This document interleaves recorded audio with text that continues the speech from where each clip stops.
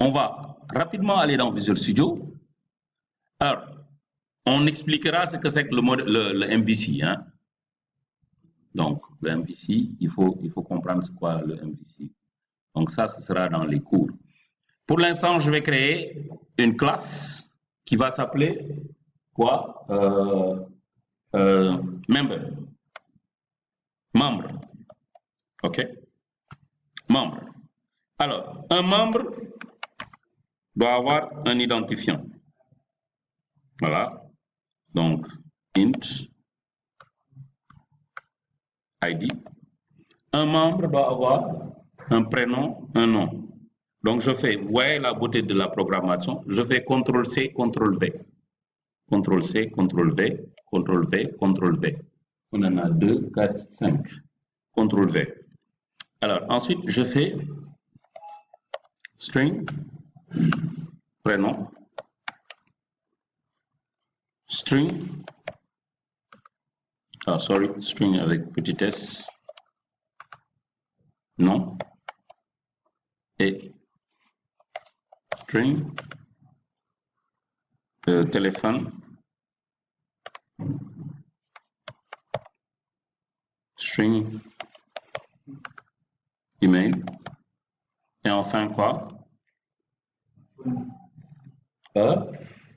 Voilà. Maintenant, disponibilité. On a dit que disponibilité, c'est une liste de choix. Donc, on va créer une classe disponibilité. Alors, pour l'instant, je vais faire ceci. Donc, je vais créer une classe disponibilité. Add class. Je mets disponibilité. Alors, ici, deux champs simplement. Int ID est là. Prop. String.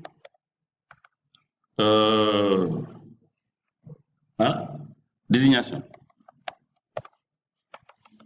Je vais l'appeler underscore disponibilité. Disponibilité. Voilà. Alors, qu'est-ce qu'il me dit? Name is does not match role method. Ok, bon, c'est pas grave. Alors, bon, en fait, c'est une convention. C'est pas faux. Mais ce type d'écriture veut dire autre chose. C'est pas faux, on peut garder ça. OK? Alors, je vais mettre libellé, d'accord? Libellé.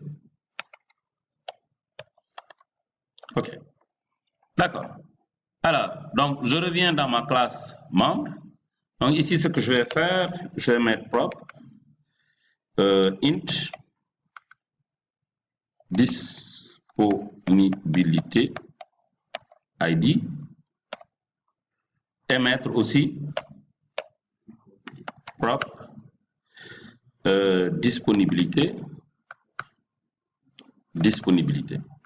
Voilà.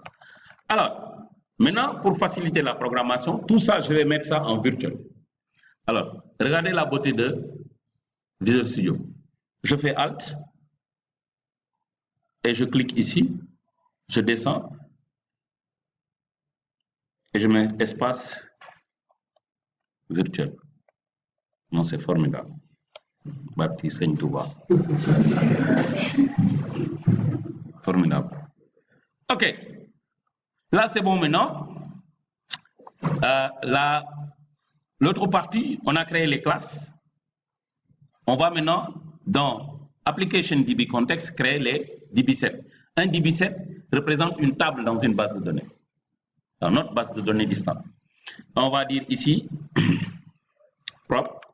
Oh, sorry. Oui. Non, c'est déjà pris en compte. On va voir ça.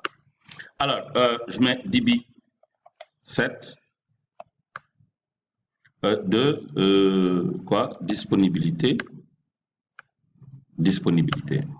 avec S, ce qu'on appelle pluralisation. C'est que vous avez, si par convention, les tables vont avoir S à la fin, les classes sans S. Alors, DB7.2, membre, membre. Voilà. Maintenant, puisque notre base de données est appelée à changer, la base va changer. On veut modifier une propriété, on peut supprimer une propriété. On va activer ce qu'on appelle la migration. Donc, je viens dans Package Manager Console. Et qu'est-ce que je fais? Je dis Enable Migrations. Sorry. Enable. Vous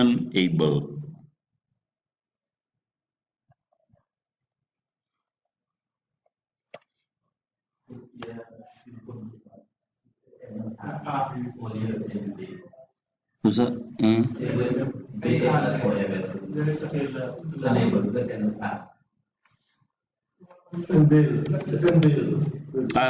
ok. Enable. Non, c'est bon, c'est là.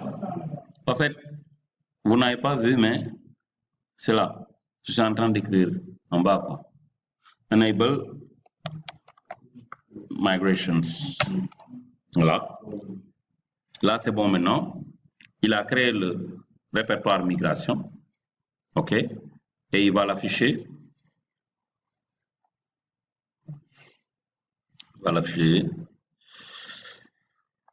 Donc, après avoir créé la migration, nous allons activer la migration et créer notre première migration. Donc, on utilise code first, bien sûr.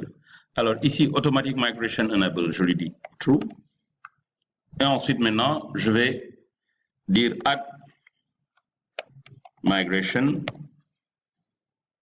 Je lui donne un nom, A2DG init. Donc, c'est la migration initiale. Donc, la base de données initiale.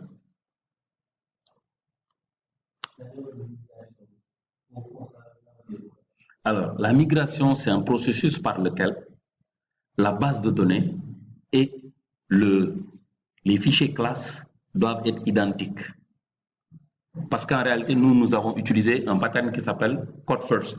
C'est-à-dire qu'au lieu d'aller créer la base de données avec du SQL, nous allons utiliser la programmation orientée objet pour créer la base de données.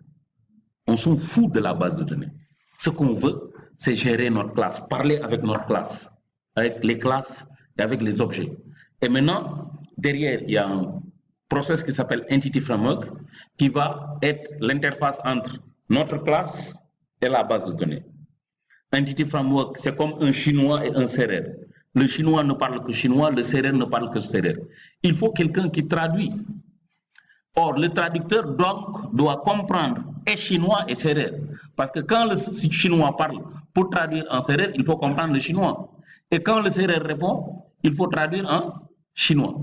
Ok, donc Entity Framework comprend le langage objet et comprend le langage SQL. Donc, quand vous lui envoyez des informations avec vos classes, il va traduire l'information en un langage compréhensible par la base de données SQL Server. Ok, c'est ça le rôle de migration. Ce process-là s'appelle la migration. Ok. Alors, la migration, l'avantage, c'est quoi? C'est de comparer la conformité. Si vous dites table étudiant, classe étudiant et table étudiant, si vous modifiez étudiant et que vous n'actualisez pas la migration, le logiciel ne fonctionne pas. Il faut qu'il y ait une identité entre classe et table. Ok. Donc, rapidement, je termine. Alors, maintenant que c'est bon, regardez ce qu'il me dit. Il me dit oui, donc cela veut dire que je vais créer la table. Donc, DBO.disponibilité. DBO.disponibilité doit avoir deux champs, le champ ID et le champ libellé. Et le champ ID doit être la clé primaire, etc., etc. Et il me donne les éléments. Donc, maintenant, qu'est-ce que je lui dis? Je lui dis update. Et je veux voir maintenant les réponses en lui disant verbose. Là, il va derrière créer la base de données. Jusqu'à présent, vous ne m'avez pas vu taper un code de SQL. Jusqu'à présent, vous ne m'avez pas vu ouvrir une base de données. C'est Entity Framework qui gère tout en back-end, en arrière-plan. OK?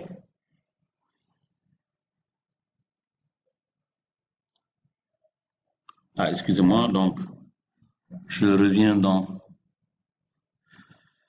OK, alors dans ma base de données, je pense que l'adresse IP a changé. Alors, je viens ici, le pare-feu, je vais afficher le pare-feu, j'ajoute, j'enregistre, OK.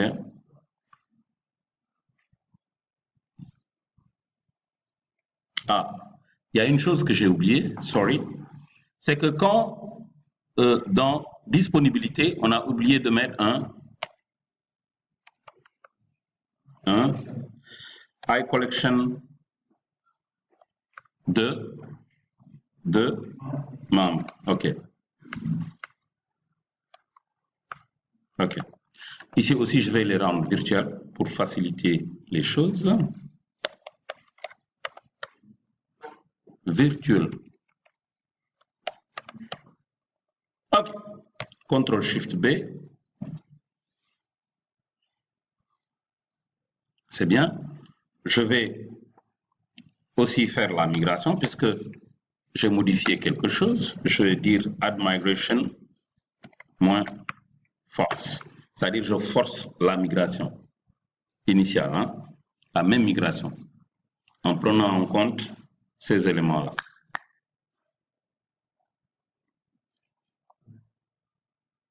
Voilà, il me dit, est-ce que tu veux écraser? Je lui dis yes to all.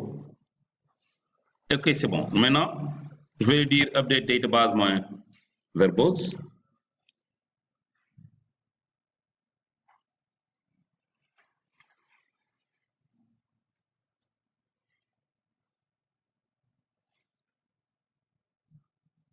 Le code pour y accéder.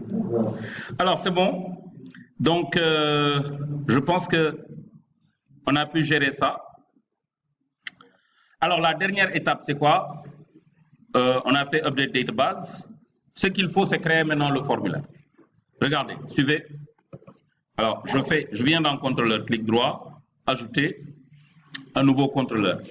Alors, ce contrôleur, on va utiliser Entity Framework pour pouvoir créer le CRUD, create, read, update and delete. Donc, je vais d'abord créer les disponibilités. Alors, et je lui dis OK.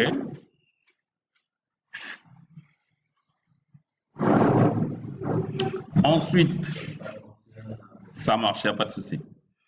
Alors, ensuite, on a enfin, quoi? Ça s'appelle membre. Contrôleur,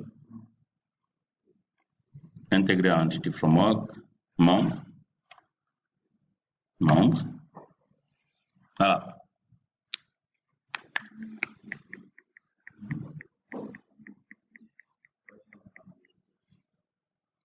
OK, les membres sont créés. CTRL-SHIFT-B pour faire un build. Donc, c'est bon. Je vais déployer, clic droit, Publish. Publish. Le déploiement est fait. Suivez. On va créer les disponibilités. Disponibilité. Alors, il va afficher les disponibilités. Regardez, les formulaires sont déjà créés. Voilà.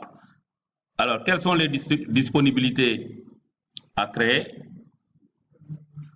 C'est samedi matin. Je mets en parenthèse SM. OK. Ensuite, on a samedi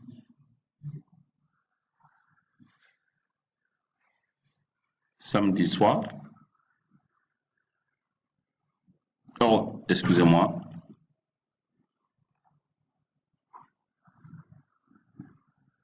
Samedi soir. SS.